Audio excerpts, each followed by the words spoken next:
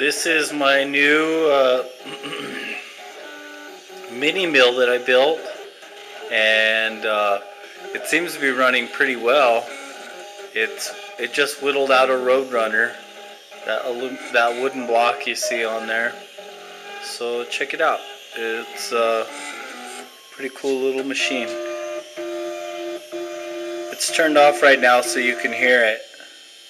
So you can hear me too. So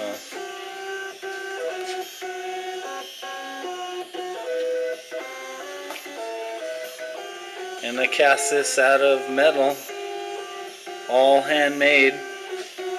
Luckily with this I won't have to make another handmade piece of machinery again, hopefully.